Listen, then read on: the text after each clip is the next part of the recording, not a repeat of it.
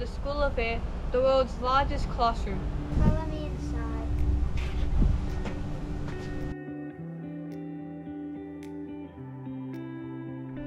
Join us in this episode as we go on a tour of the Alice Springs School of Air, which provides a wide range of educational services and activities for isolated children from preschool to Year 9 in the outback. This school is the world's largest classroom, covering a total area of 1.3 million square kilometres. And to put that in perspective, of all the countries and territories in the world, only 19 have a larger size than the area this school covers.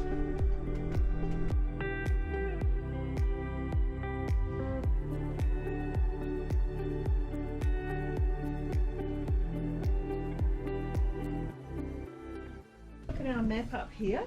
You'll see that we cover areas to the Queensland border, but we've got properties that are inside our Northern Territory which actually go across South Australia and Western Australia.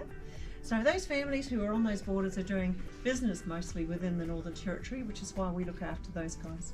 Other schools of the air all over Australia. So you can see on this big map up here, we've got Mount Isa, Longreach, we've got heaps of these schools. I've got no idea how many children are in those schools. No idea. We're all autonomous, and they all do supply something for every family, which is according to their needs. Now, we're going to start and have a 10-minute film first. For the outback of Australia, communications technology has always been a critical issue. The advent of the pedal radio, pioneered by Alf Traeger and the Reverend John Flynn in 1926, enabled people to speak and be heard over the vast distances. For Flynn, this was a vital link in his mantle of safety. So too, his network of travelling patrol padres, outback nursing stations like Adelaide House, and the establishment of the Royal Flying Doctor Service. It was from here that the Alice Springs School of the Air began transmitting in 1951. Students come from cattle stations, Aboriginal communities, national parks, police stations, roadhouses, and rural health or ecotourism sites. The School of the Air provides students with a first-class education without separating them from their families in the outback. The children's work is sent out and returned in postage bags donated by the Canellan Airways Trust. These school children coming together is a rare experience. They don't go to school, it comes to them. Their lessons arrive by mail or over the internet via a satellite. Their teachers talk to them from as far away as 1,000 kilometres. This is the world's largest classroom. In fact, it's as large as Central Europe. From time to time, teachers head out of town. Usually the trip is taken by four-wheel drive, so that each child has a personal visit. During these patrol visits, teachers often get their first look at the pupils' classroom and the chance to discuss aspects of the children's learning with their home tutor. Sometimes the tutor is the student's mother, occasionally their father, or else a home tutor, someone employed by the family for the task. In the old days, we would have to rely on the mail plane sending back in work, and that was really the only way we could get work back in. What happens now, teachers can conduct a lesson where they can not only be talking to the kids can see their teacher, the teacher can send information or files straight out to the kids can send them straight back into the teachers, and so teachers can get in a real time a much better sense of where the kids are at. So the technology has really moved us to a point where we can engage in a lot more real-time teaching compared to the 2, 3, 4 week delays that we get with the traditional correspondence type material. For the next lot with anticipation. So obviously receiving this pack was something they really looked forward to, wasn't it, kids? No, I would think they'd go and run and hide as well because they were shy in the first place, but actually now they were shyer because that's coming. Anyway, so this is how we started our school, and once the radio got up and going, it was 1951. So 1951 is 71 years ago, guys. It's very old. This is our school. So the radio service then became a regular service to our children. The kids would have their service going on during the day.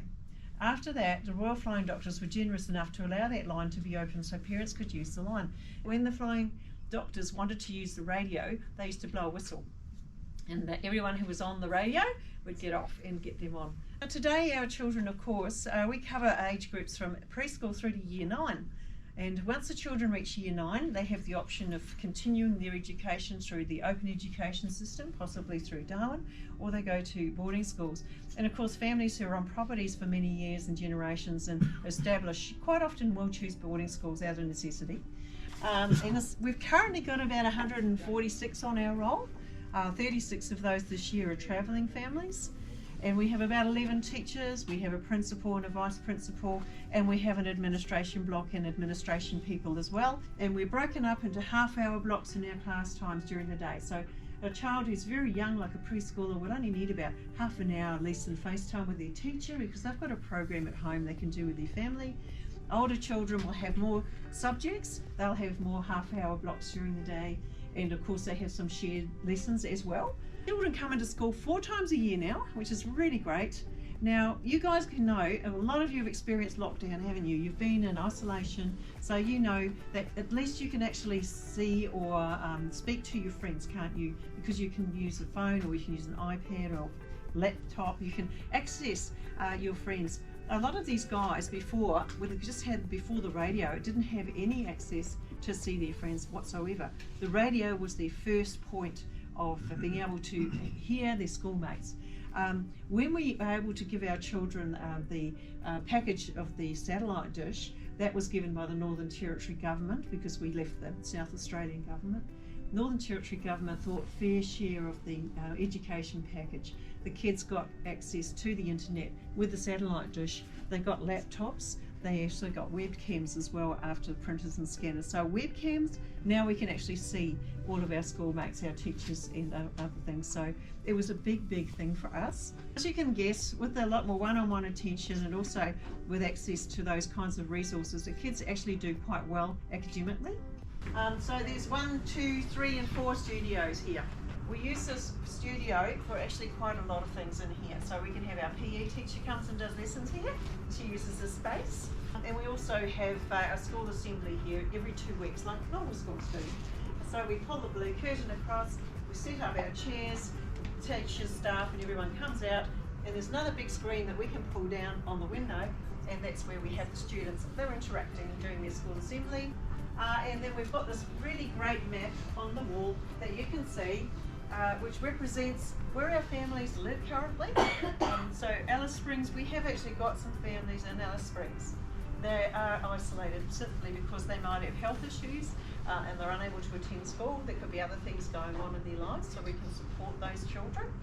We also have families who live around us from 95 kilometres and outwards. There are even places that are short of a teacher where we can supply a teacher to make up for a grade in some of the isolated communities. We have the South Australian border. We've got Anna Creek Station down here, which is the largest cattle station in the world. And we have got the Queensland families on the Rockland Station there. And these are our travelling families, guys. If anyone's seen the Outback Truckers, you might be familiar with one of our families. They travelled all over Australia and they film their family shows, a family show. So what they do is they sink wells. So those kinds of families who are actually travelling around and working on roads or doing for different reasons, contracts, a whole lot of reasons. We've even got some families who live outside Australia. So there's some in New Guinea, Manila and Papua New Guinea currently. We've had some across some interesting time zones in the past as well. Some of those families obviously, or mostly, are Australian citizens who can access our public system freely. Now this is the 1988 bicentennial quilt, and that was designed by all the families. So it was just sewn together later. It just reflects the celebration of 200 years of Australia.